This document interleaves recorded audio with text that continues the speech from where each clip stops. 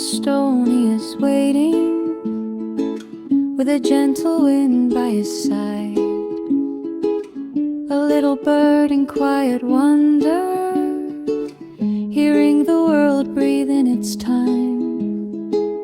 The open sky draws out the pathway, and sunlight comes to softly rest. Inside his chest there is a brightness, born from the art of being blessed. And when he spreads his wings so lightly,